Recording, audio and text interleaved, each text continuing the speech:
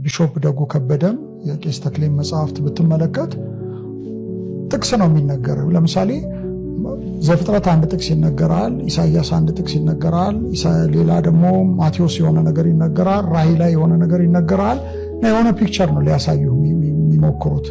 ግን ጥቅሶቹን ሁሉ ወደየቦታቸው ስትወስዳቸው የሚያወሩት ነገር ከዛ የተለየ ነገር ነው። ተፈናቅለው መጥተው ነው እዚህ ጋር ሌላ ነገር እንዲጮሁ የተደረገው። ገባ ዋን አፍተር አናዘር ልክ በአንድ ኮንቴክስት ውስጥ እንደቀረቡ ብልጦች ናቸው ሐዋርያት ቤተክርስቲያን ሰዎች። በዚህ በኩል ስትይ በቃ ሰውን ለማታለል በጣም ከኮንቴክስቱ እየተፈናቀሉ ነው እየወጡ እንትን የተደረገው። ገብተዋል። ሁሉንም ግን ወደየ ኮንቴክስታቸው ስትከታቸው እዚህ ጋር ከሚያወሩት ነገር የተለየ ነው። አሁን ኢሳይያስ 9:6 ኢሳይያስ ዮሐንስ 5:43 ምናምን እኔ አንድ ሰው እንደዛ አምላክ ልክ ነው ይሄማ ኦሊሸስ ነው የሚያስተምረው ልትል ነው የሚያረግህ። ግን ኮንቴክስቱ ሁሉንም ወደየ ኮንቴክስቱ ወደየ አውዳቸው ወስዳቸው በአውዳቸው ስታነብ ግን እዚህ ጋር ከተፈለገው ነገር በላይ ውጪ ነው። ሰው ግን አሁን ምን ይላል እንዴ መጽሐፍ ቅዱስ አይደለም እንዴ የጠቀሱት? ኢሳይያስን ጠቀሱ፣ ዮሐንስን ጠቀሱ፣ ማቴዎስን ጠቀሱ፣ አንደኛ ቆሮንቶስን ጠቀሱ፣ ምናምን ጠቀሱ። ታዲያ መጽሐፍ ቅዱስ ነው የጠቀሱት ይላል። መጽሐፍ ቅዱስ እንደዛ አይነበብም። የምንነበበው በኮንቴክስቱ ነው። ስለዚህ ወደዚህ የመጡትን ጥቅሶች ወደየቦታቸው ስንመልሳቸውና በየቦታቸው ስናነባቸው የተለየ ነገር። ለዚህ ነው ቴክስት ዊዛውት ኮንቴክስት ኢዝ ፕሪቴክስት ይላሉ ፈረንጆች።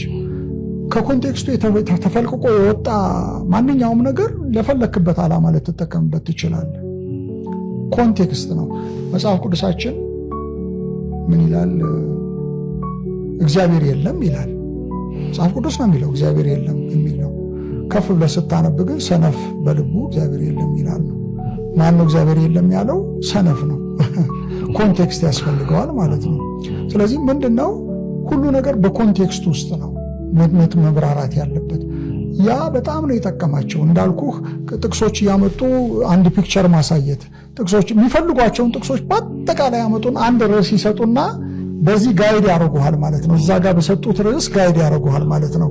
ልክ መጽሐፍ ቅዱስ በዛ አይነት ኮንቴክስት እንደተጻፈልን ማንኛውም ሰው አሁን ለምሳሌ አንጥተህ ጥቅሶቹን አጥፍተህ ማለት ነው ኬት እንደተወሰዱ አጥፍተህ እንዲህ አይነት ፓሴጅ ቢኖር ብትል እኔም አንተም ኦሊጂሰስ ነው የምንሆነው።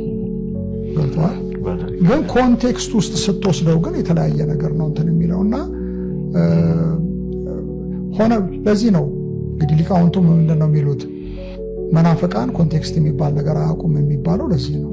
ስለዚህ ሰዎች እኔ አሁን የቄስ ተክሌንም የቄስ ደጉ ከበደንም መጽሐፍት የሚያነቡ ሰዎች የምመክራቸው ነገር የተነገራችሁን ጥቅስ ወደ ጥቅሱ ወደ ቦታው ውሰዱት። ተፈናቅሎ ነው ወደዚህ ያመጧቸው፣ መልሱትና ወደዛው ኮንቴክስት አድርጋችሁ በዛው ኮንቴክስት ለማንበብ ሞክሩ ነው የምላቸው።